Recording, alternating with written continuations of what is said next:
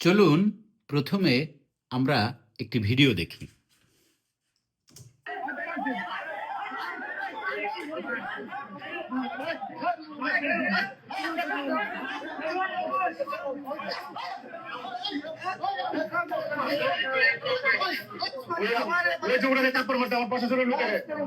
এবং সে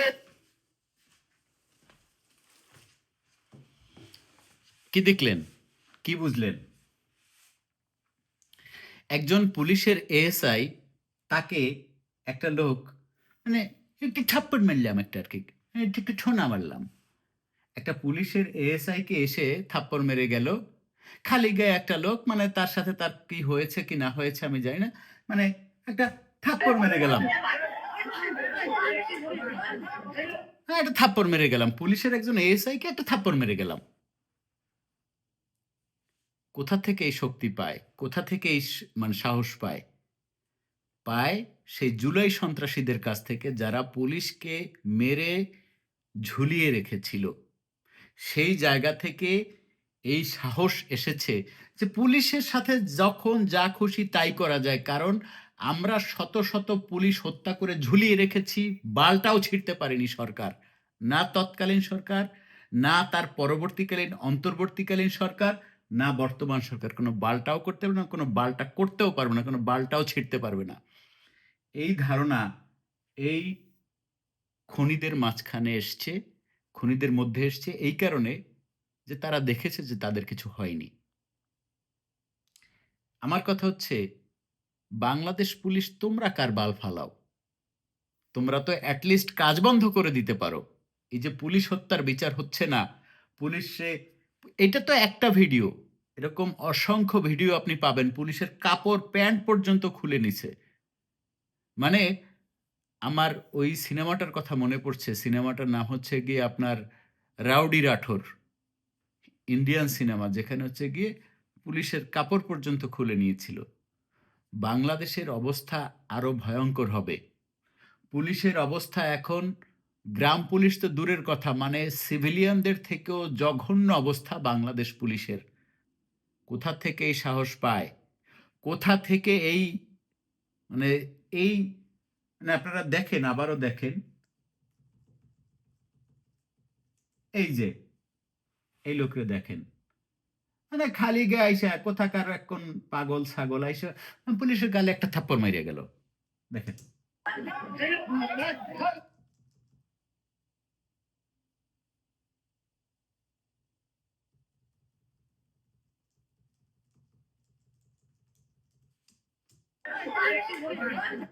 মানে একজন ট্রেন্ড পুলিশের এএসআই, তার গালে চাইলেই থাপ্পড় মারা যায়। এই হিম্মত থেকে পেয়েছে, এই সাহস থেকে পেয়েছে? এই সাহস পেয়েছে তথাকথিত জুলাই থেকে। পুলিশকে হত্যা করে যখন ঝুলিয়ে রাখা যায়, তখন তার যখন কোনো ন্যূনতম বিচার হয় না, এবং সেটা যখন একটা তথাকথিত অধ্যাদেশ দিয়ে সেটাকে তাদেরকে দায় মুক্তি দেওয়া হয়, তখন পুলিশের সাথে যা খুশি তাই করা যায়। এই ধারণা এই খুনিদের মধ্যে এসছে। এবং আপনি হয়তো খুঁজে দেখেন যেও হয়তো একজন পুলিশ হত্যাকারী, পুলিশের অবস্থা আরো খারাপ হবে। সরকার, আপনি তারেক রহমান বা স্বরাষ্ট্রমন্ত্রী সালাউদ্দিন সাহেব, আপনারা সরকার চালাতে পারবেন না, বেতনই দিতে পারছেন না এখন সরকারি কর্মকর্তা কর্মচারীদের, সেটা অন্য আলাপ। রাষ্ট্র রান করাতে পারবেন না, স্বরাষ্ট্র মন্ত্রণালয় রান করাতে পারবেন না যদি পুলিশ হত্যার বিচার শুরু না করেন। এই সাহস তাদের এসছে কারণ আপনারা এই জুলাই আগস্টের যে গণহত্যা, সেই গণহত্যার বিচার শুরু করেন নাই বলে।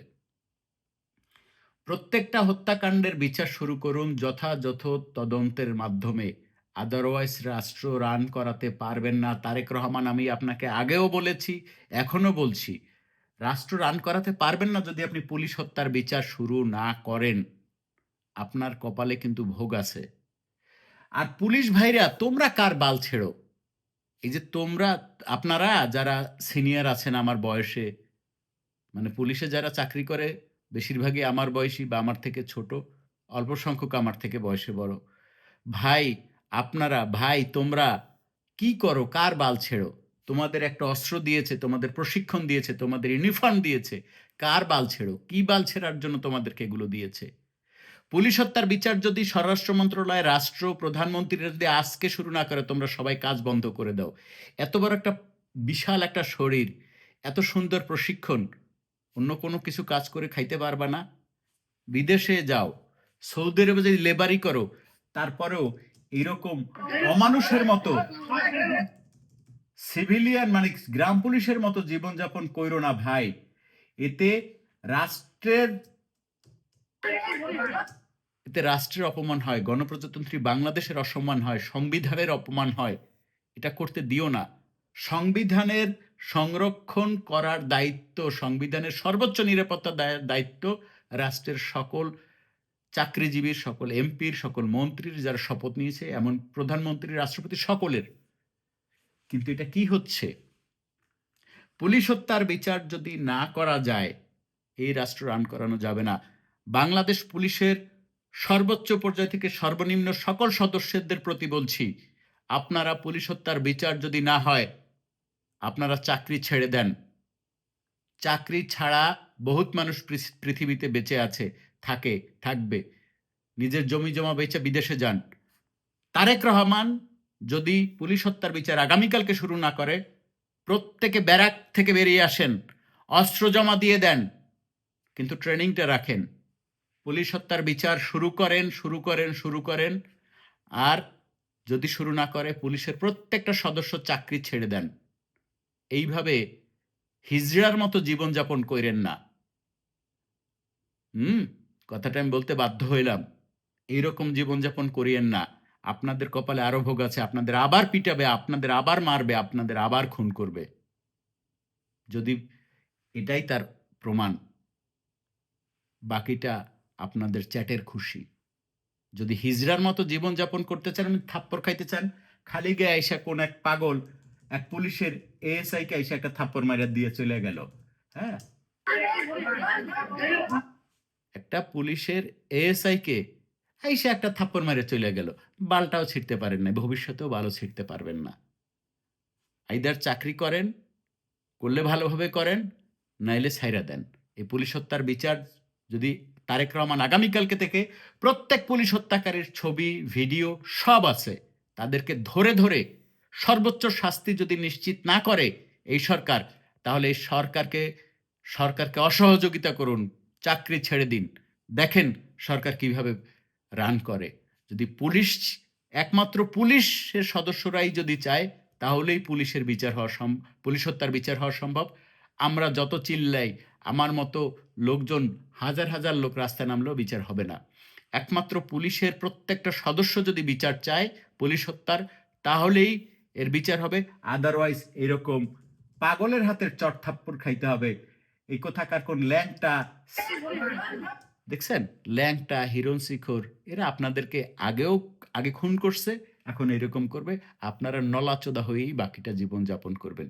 যদি পুলিশ হত্যার বিচার না করে, প্রত্যেকে অস্ত্র জমা দিয়ে, পোশাক জমা দিয়ে বাড়িতে চলে যান।